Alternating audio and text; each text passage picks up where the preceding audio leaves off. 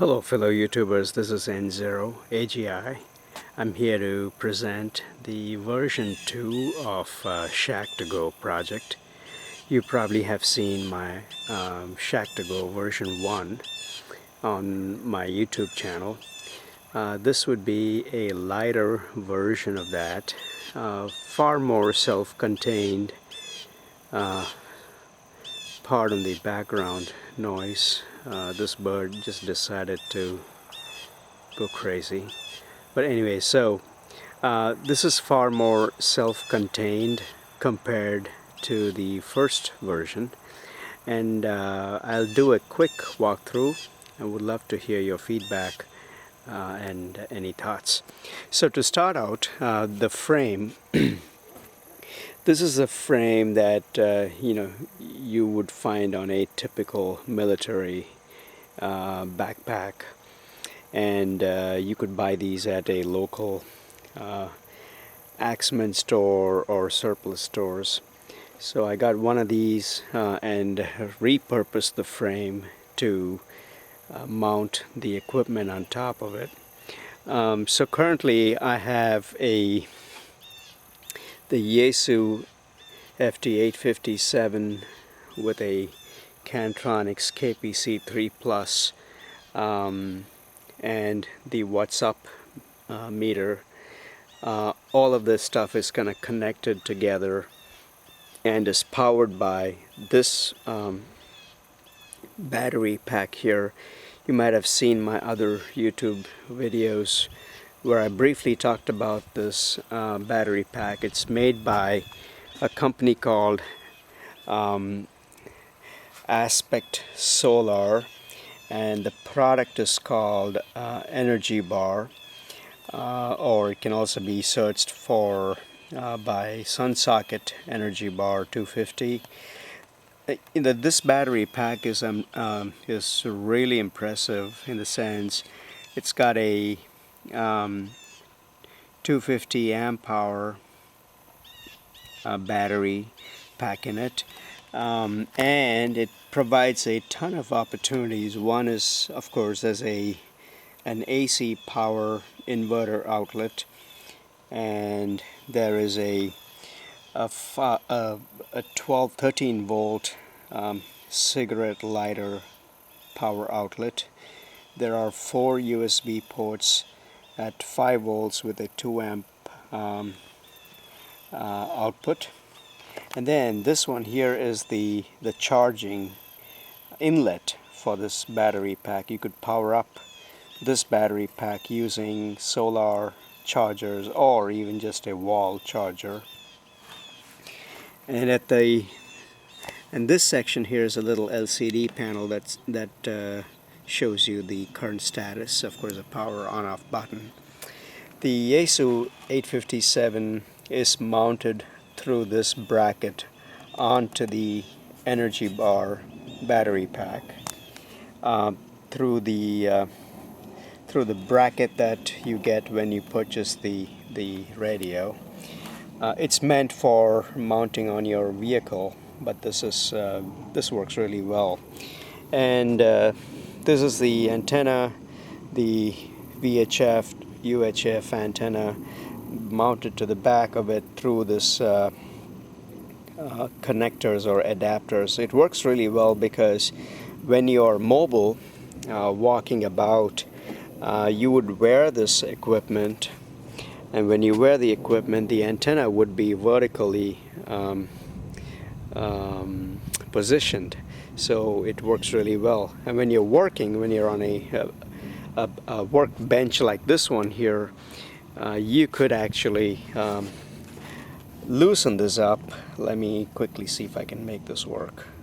So you could loosen this up, and then you could position it to whatever position you would like it to be, and then basically just tighten it up. So it works really well from that standpoint also. So you could mount your HF antenna here to either by repurposing this and plugging it into here, or just getting another set of these connectors to here, and then mounting your UH or rather HF antenna to here, to the back. In the back here, as you can tell, the Cantronics KPC3 Plus is this is the serial to USB adapter that you can connect your PC to. That's your radio to the TNC connector that goes in the back of the radio here. So nothing fancy. At the bottom here is where you'll find the power Anderson pole power supply, where your radio connects into and your TNC connects into, and there's some additional outlets available if you need to use it for something else. So the battery pack is fairly lightweight.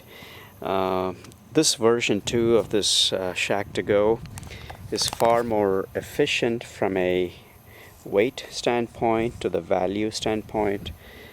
I see this might work out much better. So on the bottom section here, let me quickly let me actually show you this. This is a mini tripod that I had purchased for a camera many years ago, and I don't use it that much. So what I did was at the bottom of the frame, basically drilled a hole and connected up this tripod so that when you're on the workbench, you could tilt your radio and work your operations. Now when you're not using it, or when you're ready to leave, you basically untie this, or rather unscrew this, fold them together, and then strap them up in the back there. So it works really well that way. So let me pause it here quick and I'll be right back. So here's how it would look when you're not using the tripod and when you're mobile, when you're on the go. So it basically tucks away very nicely when you're not using it. The equipment itself is really nice and very portable compared to my version 1. Version 1 was a good science project on the hindsight. But I believe this version 2 is far more self-contained, just because the battery pack lasts a lot longer. It's got everything contained in it, like the USB ports, the charger, and the whole 9 yards. The radio fits in really well with the TNC. I'm more of a packet radio guy, so I like the TNC to be part of my Go or Shack2Go pack. And I also have my laptop that will eventually be sitting in the back here, so everything sort of self-contained. So let me quickly run this station and let's do some packet radio operations. I'll be right back.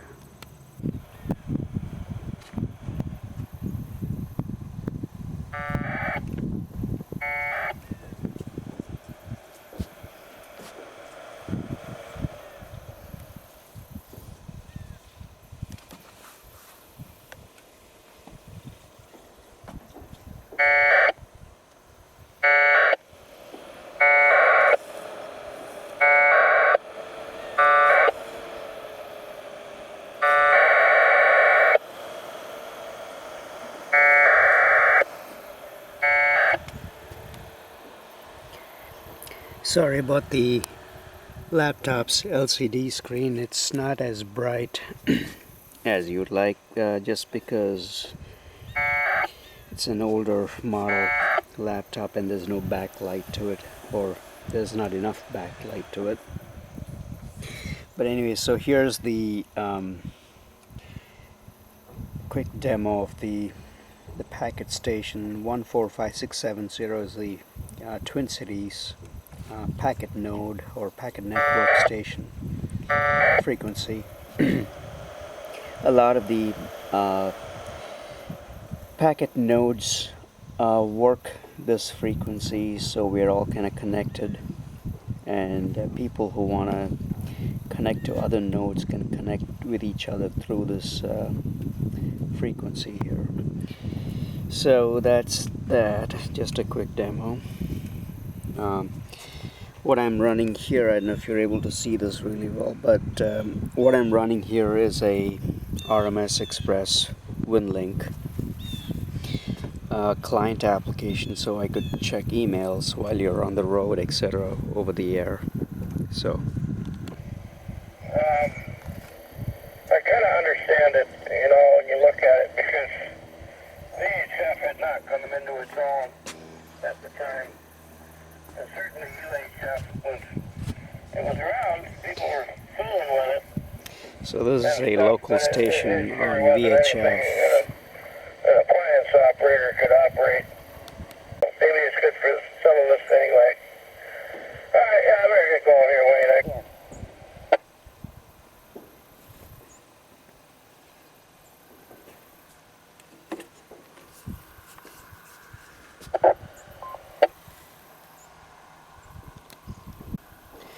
This is my 442175 fusion repeater.